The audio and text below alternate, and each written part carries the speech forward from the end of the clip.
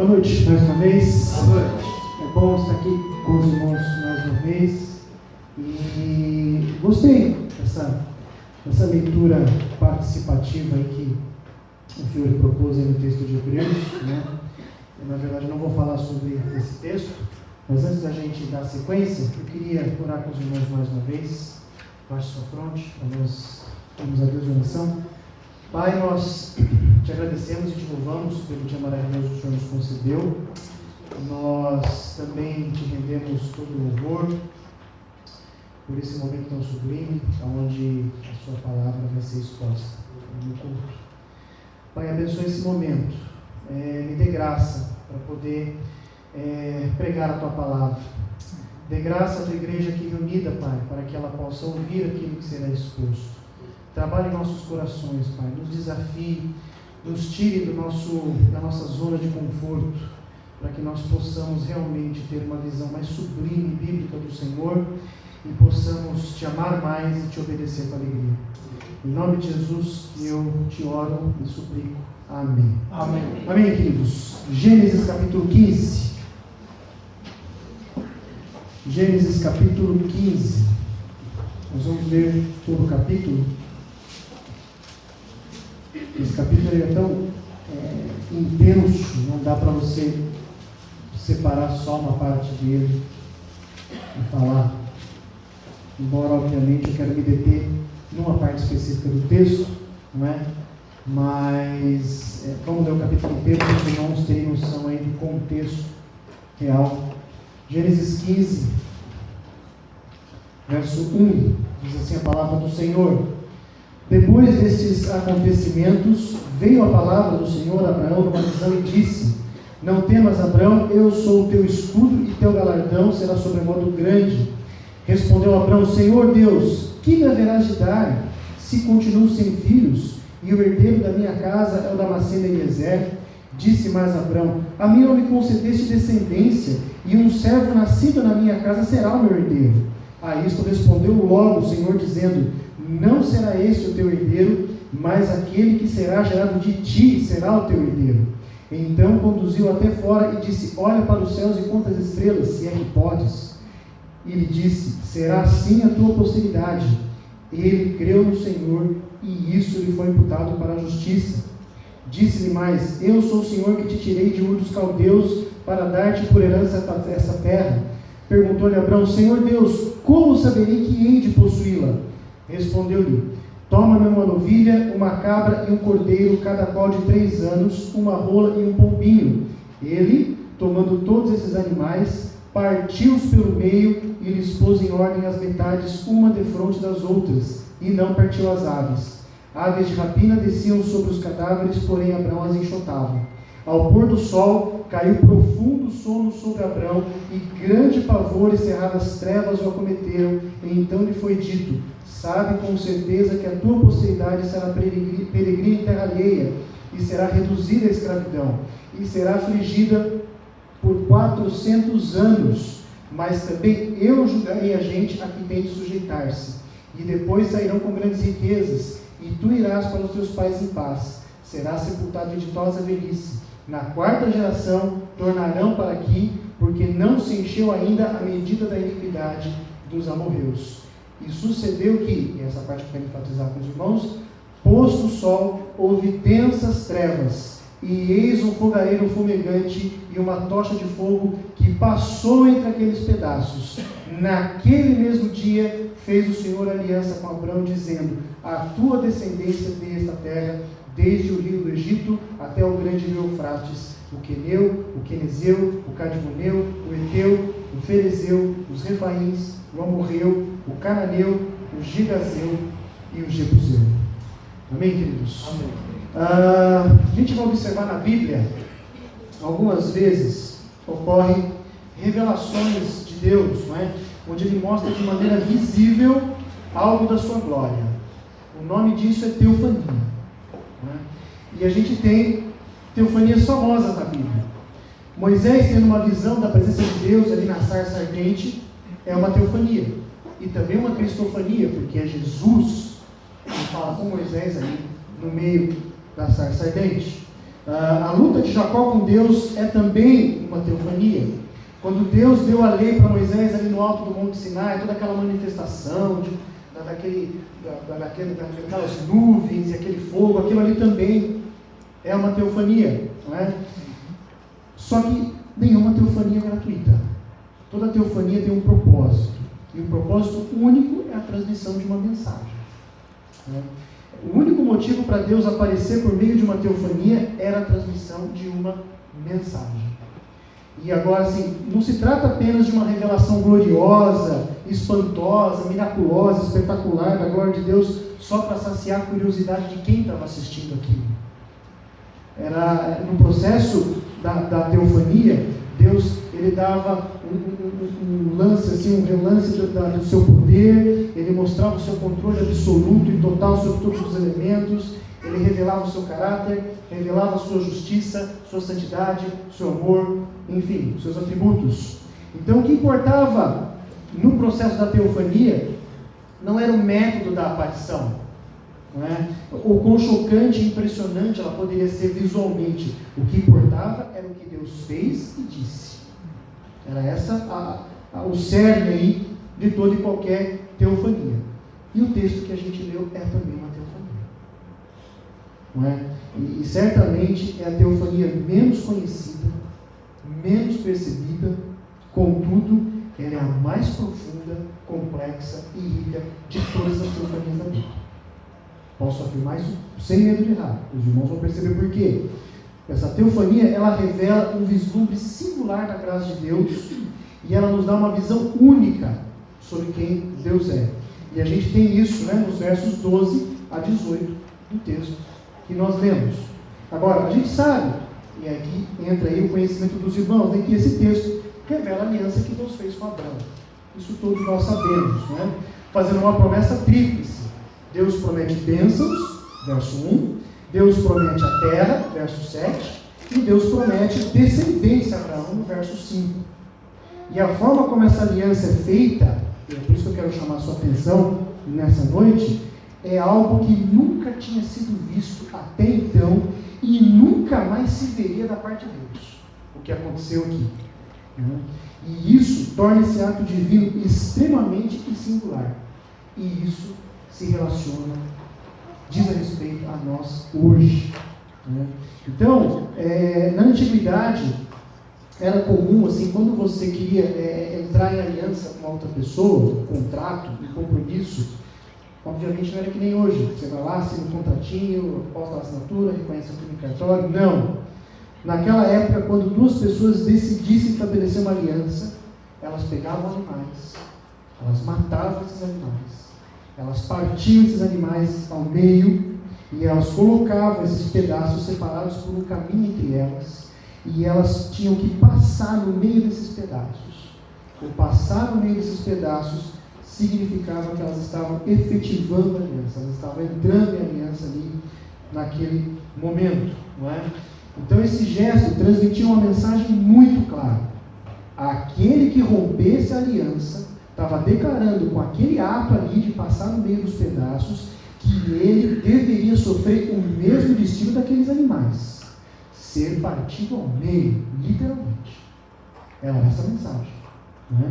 Então, veja isso, se você for observar, é até um método bastante eficaz de você fazer aliança, melhor que hoje, né?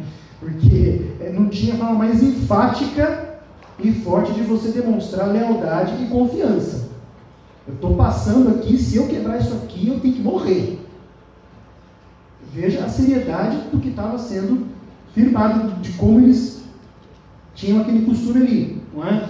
E hoje a gente reduz, né, essa questão de aliança no papel, e no máximo se descumprir, né? Tem lá uma pena em dinheiro, vai discutir no judiciário, vai lá no meu escritório, me contratar, e aí vai discutir, o juiz pode dar, pode não dar, enfim. A questão da consequência hoje da quebra de uma aliança ficou bem diluído, mas naquela época não. Naquela época não é?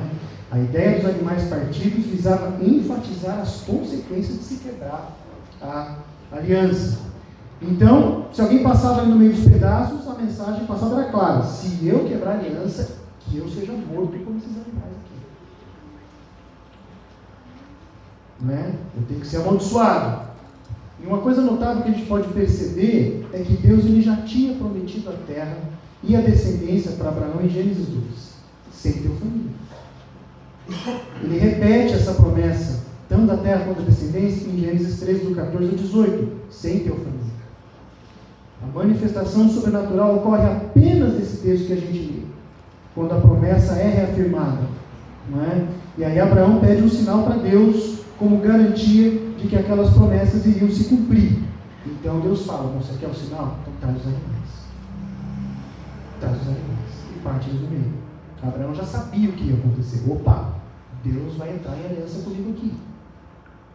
Né?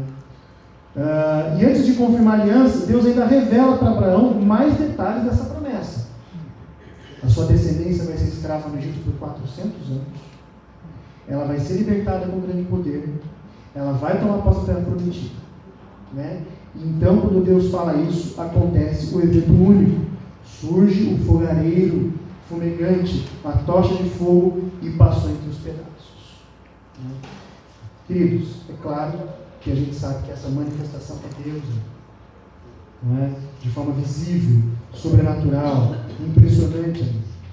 Mas a forma como isso se deu e as implicações disso é que eu quero refletir com os irmãos essa noite. Né? Primeiro, a palavra fogareiro. Fogareiro é um fogãozinho portátil. Então, qual que é a ideia aqui? É um instrumento que carrega o fogo, mas ele traz a ideia de uma candeia, de algo que reluz. Não é a luz em si, mas algo que traz a luz. E essa candeia, vai ser a que a gente pode dizer aqui, ela vem fumegante, né? Que é fumaça, mas tem a ideia de ser uma demonstração de ira, de fúria. Tocha de fogo, vem na sequência, é isso mesmo, é um fogo brilhante. Então, é esse fenômeno que o texto descreve. A gente sabe que fogo é uma demonstração assim inequívoca da presença de Deus, mas que também significa ira e juízo. Né? Então, o que a gente tem aqui, e o que torna esse episódio realmente impressionante, é isso que eu queria chamar a atenção dos irmãos, é que Deus passou sozinho pelos pedaços dos animais. Abraão não passou. Queridos, isso é o Evangelho. Isso é o Evangelho. Não é? É o Evangelho. Então Abraão teve ali naquele instante maravilhoso um vislumbre claro da garantia que Deus estava dando de que as promessas dele ali seriam cumpridas, mas também tinha um apontamento para o que Deus iria fazer no ápice do cumprimento do seu plano eterno. Então, quando ele passa sozinho pelos pedaços dos animais, Deus jura a fidelidade às suas promessas e colocou sobre ele exclusivamente a responsabilidade pelo seu cumprimento. Mas não só isso. Ele assumiu sobre ele que ele, Deus, sofreria as maldições em caso de quebra da aliança. Agora você vai falar: poxa vida, mas Deus não quebra a aliança. De fato, mas nós quebramos. E é aí que está a beleza disso aqui, queridos. Não é? Deus assume todos os danos, todos os prejuízos, toda a punição, em caso de nós quebrarmos a aliança que Ele fez conosco. Não é? É isso que esse texto está dizendo. Ele transmite essa mensagem: Abraão, se você ou a sua descendência quebrar essa aliança, eu vou sofrer os danos, eu vou ser partido em pedaços, como esses animais aqui. Isso é o Evangelho, queridos. Foi isso que Jesus fez. Foi isso que Jesus fez. Passar pelos pecados dos animais ali é tanto assumir para si as maldições da quebra da aliança, como também exercer ira sobre aqueles pedaços. Foi o que aconteceu com Jesus. Jesus sofreu a ira justa e santa de Deus no lugar do homem pecador, fazendo propiciação. E como Jesus é Deus, o que você tem aí? Você tem Deus sofrendo a maldição da quebra da aliança. Quebra essa que eu e você cometemos contra ele. Agora, repara que os animais mortos ali, né, são exatamente os mesmos animais que Deus, lá em Levítico, vai dizer para Moisés: olha, são esses animais aqui que você vai usar no processo lá de sacrifício, de holocausto e tudo mais, para ver aquele ritual todo de perdão de pecados. E a gente sabe que aqueles animais ali representavam Cristo. Então, de acordo com os costumes, ambas as partes tinham que passar no meio dos animais ali. Ambas as partes. Por quê? Para que ambas tivessem igual responsabilidade em guardar a aliança. Mas Deus passou sozinho. Abraão não passou. O que isso nos diz, querido? A aliança não envolvia nenhuma promessa ou cumprimento da parte de Abraão. Ele não andaria no meio das partes como sinal de garantia. Deus passou sozinho e apenas Ele. O que isso nos mostra? As promessas de Deus referentes à nossa redenção e salvação são incondicionais. Elas não dependem de nada que a gente faça, mas apenas e tão somente daquilo que Deus fez e Deus faz. A aliança que Deus faz conosco na salvação é incondicional. Ela não depende da nossa fidelidade, mas da fidelidade dele. Ainda bem que isso, se depender da nossa fidelidade, nós estaremos feitos. Literalmente. Não é? E tudo isso foi registrado por Moisés no contexto em que o povo recebia a lei ali no Monte Sinai, para que a nação de Israel percebesse que quando eles finalmente conquistassem a terra, tudo que lhes aconteceu era simplesmente e tão somente profundo e plena graça de Deus. Então veja que o cumprimento da promessa não dependia da santidade ou da honestidade de Abraão, mas da fidelidade de Deus em manter a sua promessa. Da mesma forma conosco. Da mesma forma. Deus se responsabilizou por toda a nossa redenção. A nossa esperança ela não está baseada em nossa bondade, mas na promessa incondicional de Deus. Lembra da corrente de ouro? Nós falamos há um tempo atrás, Romanos 8, 28 e 30. Qual que é a promessa que tem lá? Todas as coisas cooperam juntamente para o bem daqueles que amam a Deus. Os irmãos lembram? De quem depende o cumprimento daquilo ali? Certamente que não é de nós. Quem garante que todas as coisas cooperam juntamente para o bem daqueles que amam a Deus? Não somos nós. É Deus. Então, os detalhes que envolvem as promessas de Deus a Abraão, elas estão diretamente ligadas a nós. Não tem como a gente separar isso.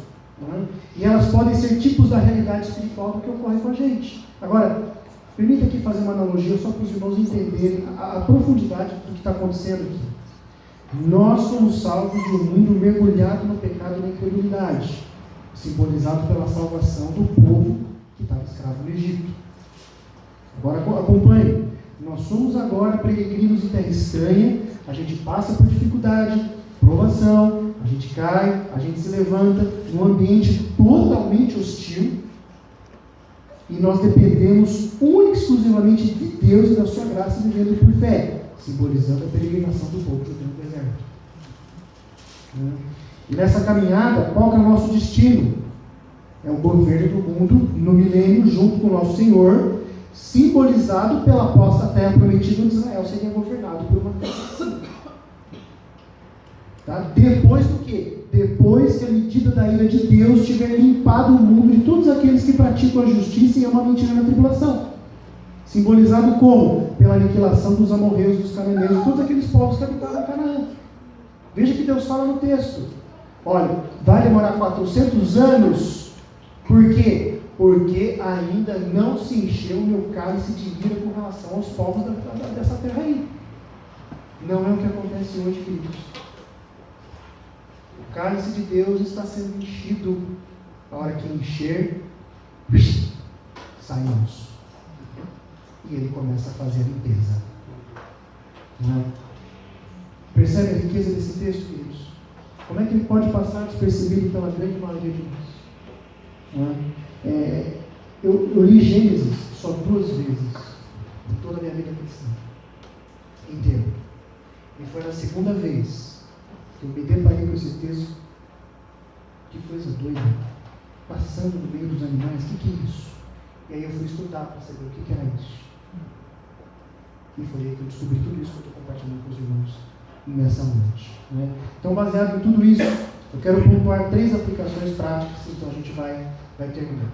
Primeira aplicação: não há esforço cooperativo entre Deus e o homem na salvação.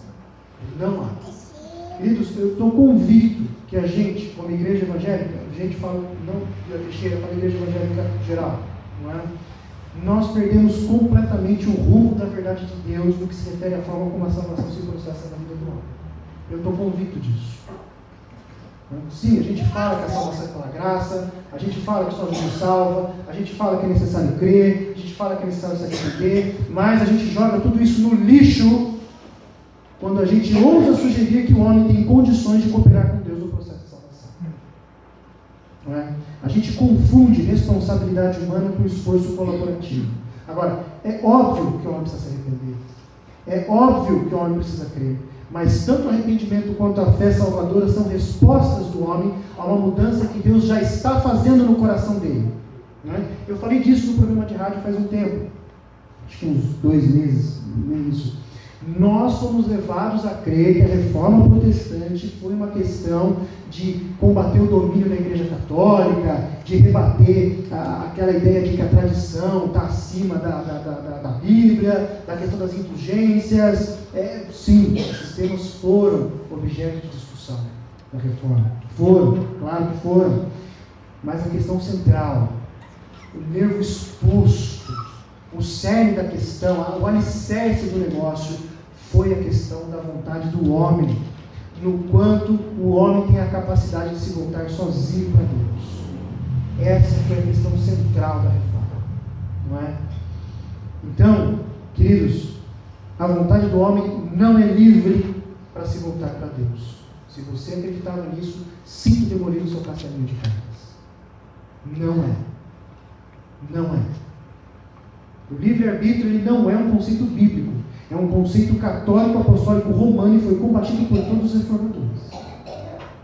Sinto dizer, o homem não consegue e ele não quer se voltar para Deus. Se Deus não interfere soberano e sobrenaturalmente no homem, ele vai continuar no seu caixão de iniquidades. E essa é a razão do protesto, reforma protestante. No momento que a gente perde isso, queridos, a gente não pode mais dizer que a gente é protestante. A gente não tem mais motivo para protestar. A gente não é mais evangélico. A gente vira católico, apostólico, romano. Essa é a verdade. Não é? E essa é a condição da maioria das igrejas evangélicas hoje. São igrejas católicas reformadas. A gente trocou as imagens dos santos e nós colocamos ídolos vivos no lugar, porque a gente realmente acha que a vontade do homem é livre e que Deus respeita isso. Quantas vezes já escutou isso? Deus respeita isso. Não, Deus não respeita isso. Pergunto para você, Deus pediu permissão a você para te salvar? A minha permissão ele não pediu. Até porque se ele pedisse, ele ia ganhar um sonoro? Não. Ele ganhou um sonoro? Não. Ele bateu na portinha do seu coração? Não. Ele arrombou a porta, querido. E ele fez morada lá dentro. E quando você se deu conta, ele já estava lá dentro. E por que ele fez isso? Sabe por que ele fez isso? Porque o seu coração, entregue ou não a ele, é dele. E ele entra quando ele quer, na hora que ele quer, e no coração de quem ele quiser. E não há nada que a gente possa fazer para impedir. Esse é o Deus da Bíblia. É isso que a Bíblia ensina. Se a gente não entende isso, queridos, o nosso evangelismo vai ser inócuo. A gente não vai estar pregando o poder de Deus, não é? A gente vai estar pregando o humanismo disfarçado de evangelho e as pessoas continuarão mortas. É por isso que esse texto de Gênesis 15 ele é fascinante. É Deus dizendo: Abraão, você não vai conseguir dar conta de cumprir minha aliança. Você vai falhar, você vai pisar na bola. Não há o que você faça que garanta a eficácia dessa aliança. Eu vou ser a garantia por nós dois. Eu vou sofrer a penalidade caso você quebre a aliança. E quanto a gente, queridos?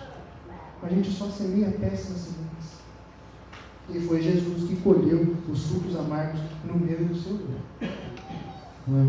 Então, agora alguém poderia ficar assustado com tudo isso que eu estou falando e pensar: puxa, esse cara está sendo extremamente irresponsável em algumas colocações que ele está fazendo. Né? Esse cara está negando a responsabilidade humana. Não. Veja, Deus mandou Abraão trazer os animais. E ele os trouxe e os partiu em pedaços conforme Deus tinha mandado. Do mesmo modo, queridos, Deus nos manda nos arrepender e crer em Cristo. Crer no sopro redentor, substitutiva, expiatória, propiciatória. Mas isso é a minha resposta de algo que Deus já está operando no meu coração. Somente alguém vivo tem condições de responder ao Deus vivo. Morto não responde a nenhum estímulo vivo. Pessoal acha que eu sou meio mórbido, mas entendo que a colocação que eu vou fazer aqui. Interprete isso corretamente. Eu gosto, entre aspas, eu gosto de ir em Deus. Porque vez que eu vou no enterro, eu sou relembrado da forma mais cruel possível dessa verdade. Tente estimular a pessoa que está no caixão. Ela não vai responder. Da mesma forma, o homem sem Deus, a menos que Deus haja soberanamente, sobrenaturalmente naquela vida e tire aquele morto do caixão. Minha avó faleceu semana passada, 90 anos. Morreu dormindo. Uma glória, que todos nós deveríamos almejar isso, morreu dormindo. Ditosa velhice, 90 anos. E lá, no velório, eu fui confrontado, já pensando na mensagem, já estava fazendo a mensagem. Eu estava pensando, eu fui levado de novo a pensar sobre isso. Se Deus não age no coração do homem, todo o seu esforço de pregação é em vão. Todo o seu esforço de pregação é em vão. Não é? Por isso que Deus precisa dar vida ao morto primeiro, para que ele responda com vida a proposta de vida que está sendo feita para ele. Essa é a responsabilidade humana, queridos. É isso que a Bíblia ensina. O que passa disso é mérito, é salvação por obras, por mais que a gente queira negar com frasezinhas de efeito e jogo de palavras. Não é? A aliança ela é incondicional, ela não depende da minha e da sua iniciativa. É Deus passando sozinho entre os pedaços animais, assumindo toda a penalidade no caso de eu e você quebrarmos a aliança. E é justamente o sofrer essa penalidade, o receber essa maldição em nosso lugar, que torna nosso arrependimento e fé possíveis. O Evangelho, portanto, queridos, não é uma parceria entre nós e Deus. Não é. Segunda aplicação, a minha compreensão do Evangelho é mais profunda se a minha visão de Deus é mais profunda. E eu tenho percebido uma tremenda necessidade no nosso meio evangélico. Eu tenho conversado com alguns irmãos, meus irmãos sabem, eu realmente creio, queridos, a gente precisa falar mais sobre quem Deus é e o que Ele faz, ou fez. Não é? A gente precisa falar mais sobre os atributos de Deus, mais mensagens precisam ser pregadas sobre os atributos de Deus, mais estudos sobre os atributos de Deus precisam ser feitos. A gente precisa falar mais sobre o que Deus fez. Não é? Eu achei fantástico a mensagem do domingo de manhã. Eu achei fantástico. Né? Eu jamais poderia imaginar que o pastor Luciano pudesse extrair o Evangelho de forma tão clara, naquele texto, que ele fez. Né? É disso que eu estou falando, queridos. Eu saí domingo de manhã aqui obeso espiritualmente. Me fartei. Né? Por quê? Porque assim, mensagens assim, ela aumentam o meu temor de Deus. Por quê? Porque eu fui apresentado uma visão mais gloriosa, mais profunda, mais estonteante dele. E é assim que funciona. Mais conhecimento de Deus, mais intimidade com Ele, mais reverência, mais temor. Nessa sequência. Não necessariamente nessa ordem, mas são esses os resultados necessários. Não tem outro resultado além desse. Então, sem temor, a minha adoração ela é idólatra. Sem temor, eu acabo adorando e louvando um Deus criado na imagem e semelhança. Né? Sem temor, eu não tenho uma relação mais profunda e adequada com Ele. Sem temor, eu não tenho reverência. O Paul Washer ele fala que o domingo nos Estados Unidos é o dia de maior idolatria na semana toda, porque milhares e milhares de pessoas se dizem cristãs, vão às igrejas domingo de manhã e à noite prestar culto a um Deus que elas criaram, sua imagem e semelhança, que não tem nada a ver com Deus da Bíblia. Será que a gente não está correndo o mesmo perigo? Porque às vezes a gente corre o risco de se contentar com a visão de Deus que nós temos. Isso está bom. Não vou fazer instituto. Não vou estudar. Eu não vou fazer seminário. É essa mensagem que eu estou passando quando eu adoto esse tipo de mentalidade. Eu estou me contentando com a visão de Deus que eu tenho. Se essa visão for complexa, for profunda, tudo bem. Mas a gente sabe que não é. Não é. Então, a gente tem que tomar um certo cuidado, porque talvez a gente já esteja fazendo aquilo que o Washer fala que muitos fazem, sem nem se dar conta. Daí essa necessidade de a gente falar mais sobre quem Deus é e sobre quem Deus fez, sobre o que Deus fez. E esse texto de Gênesis 15 faz isso de forma espetacular, profunda, rica, nos mostra uma visão única sobre quem Deus é e o que Ele faz e o que Ele fez ali, não é? E isso tem que mexer com a gente, queridos. Eu não posso mais continuar me relacionando com Deus do jeito que eu me relaciono.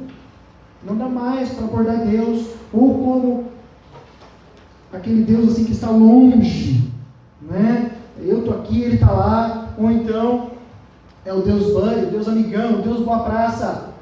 Não dá. Se eu não compreendo o que Deus fez, eu não vou conseguir ter uma noção adequada sobre quem Ele é e vice-versa. Terceira e última aplicação. O Evangelho é a minha âncora, minha resposta para absolutamente tudo. Aí entra um pouco aquilo que o Fiore leu lá no texto de Hebreus 6. Agora veja, o verso 6 aqui de Gênesis 15, diz que Abraão creu no Senhor e isso lhe foi imputado para a justiça. É o primeiro texto na Bíblia a mencionar expressa e claramente a justificação, a salvação pela fé somente. Agora é claro que teve salvação somente pela fé no momento anterior, Adão e Eva, etc. Mas aqui aparece expressamente, creu e isso lhe foi imputado para a justiça. Não tem nenhuma menção disso antes. Aqui aparece a primeira vez. A gente precisa ter uma noção adequada das coisas aqui. Crer é simplesmente acreditar. Geralmente essa ideia que é tão difundida aí, não é? Por exemplo, a gente diz, eu acredito em Deus, mas ele diz, bom, daqui a 200 anos eu vou fazer isso na sua família. Você vai ficar em paz? Tipo, eu vou abençoar a sua família daqui a 200 anos. Você vai gostar disso? Vai ficar numa boa com isso? Não é? Se você crê em Deus, crê biblicamente, você vai. Você vai. Agora, se Deus, essa coisa pueril, né? Essa coisa que apenas acredito, isso não vai me ligar ao que Deus está realmente fazendo, isso não vai tocar a minha realidade. Então, crer aí é uma confiança tremenda e absoluta depositada em algo, a esse grau de profundidade na confiança, como se a vida da pessoa dependesse daquilo que ela está depositando a confiança dela. Isso é fé salvadora, isso é crer biblicamente, é isso que Abraão fez. Ele confiou dessa forma nas promessas, não é? Ele creu em Deus e naquilo que ele ia fazer dali a séculos para frente. Veja, de todas as promessas que Deus fez para Abraão, só uma está relacionada diretamente a ele: você vai ter um filho. Todo o resto não tinha a ver com Abraão, com a pessoa de Abraão. Entendeu? Sua descendência vai possuir a terra daqui a 400 anos, não é? Em ti serão benditas as nações da terra, ou seja, lá na frente. Não era para ele pessoalmente, não é? E Abraão confiou no Senhor. E isso lhe foi imputado por justiça. Não é?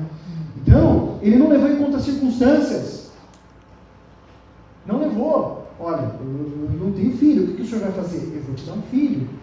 Tá, que garantia o senhor vai me dar? Traga os animais. Não é?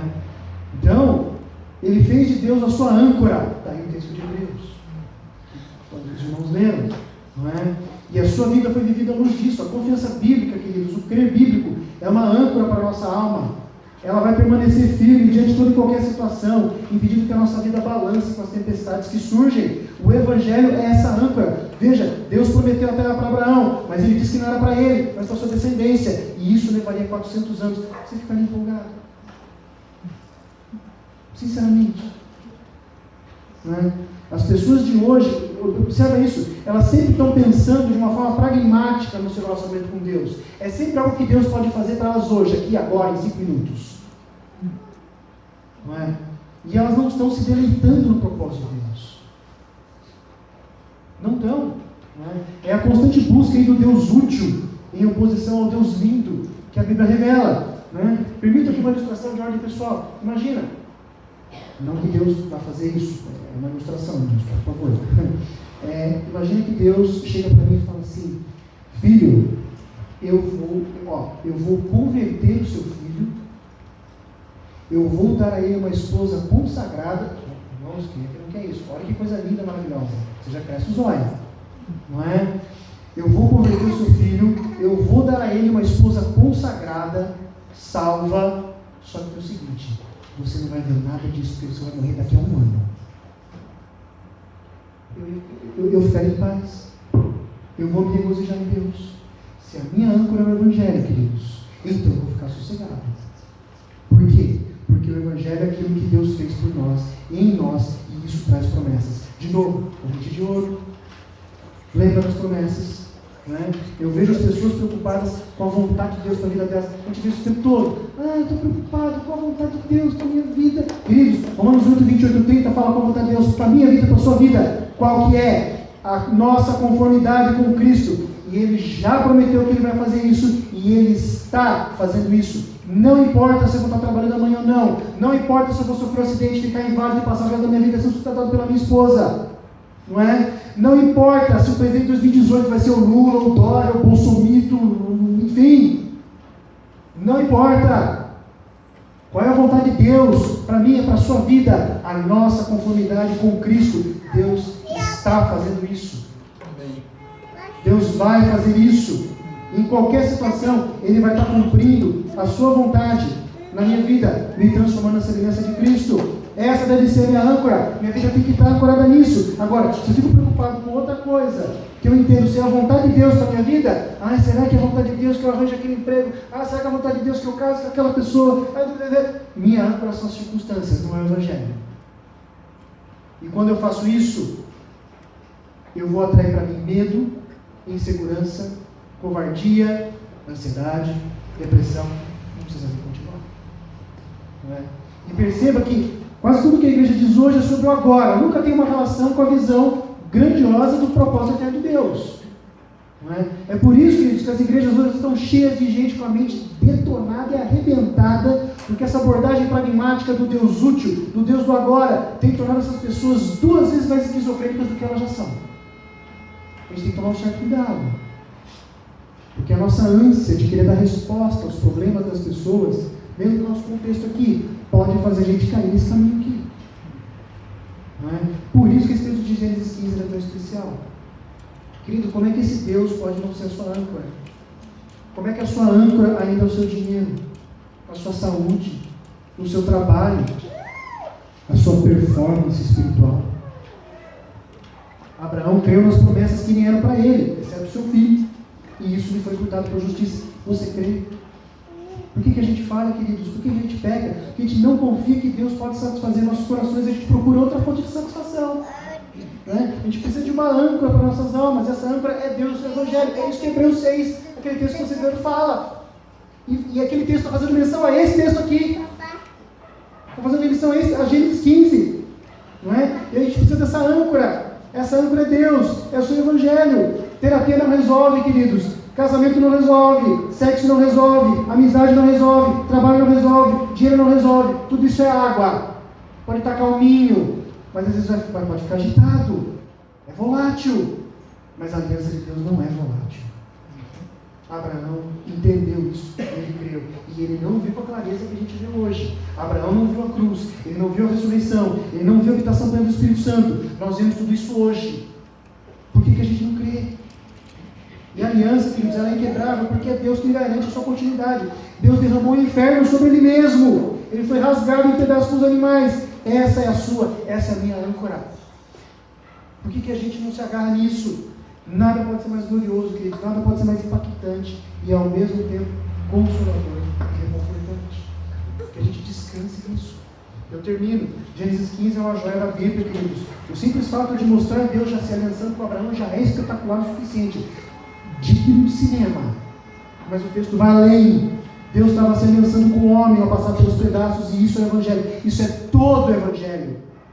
Todo o Evangelho. Poucas partes de toda a Bíblia, num único momento breve, nos poucos versos, mostram o Evangelho tão claramente que nesse texto de Gênesis 15. Né? Você não vai achar nenhum lugar no Novo Testamento que num só momento único ali você veja o Evangelho de maneira tão completa quanto o que está acontecendo aqui com Abraão.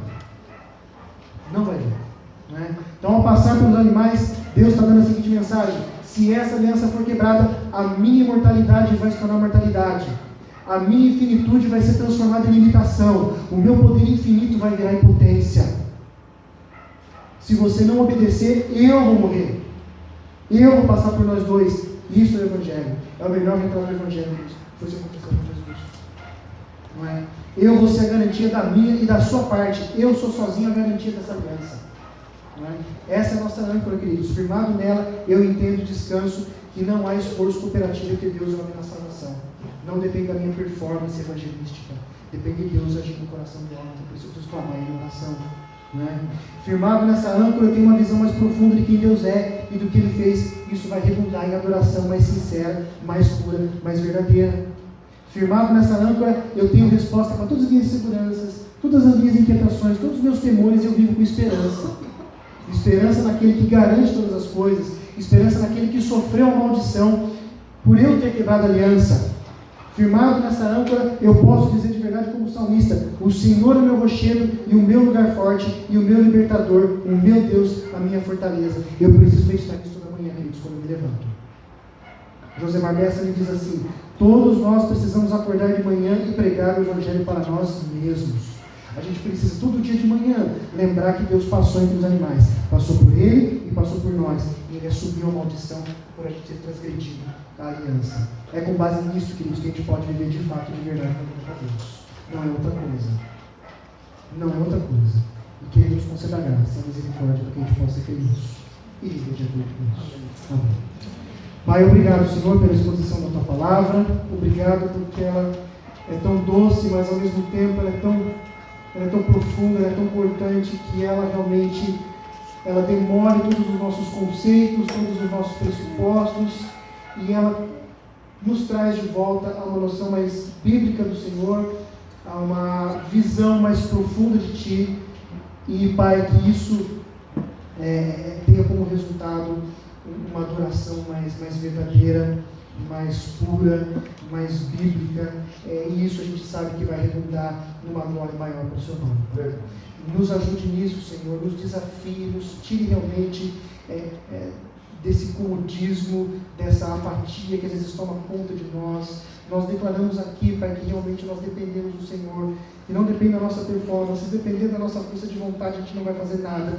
A nossa dependência é totalmente na graça do Senhor, na misericórdia do Senhor, do Seu poder atuando eficazmente em nós. Muito obrigado por essa verdade que foi exposta essa noite, Pai. Nos leve em paz para casa, em nome de Jesus. Amém. Amém.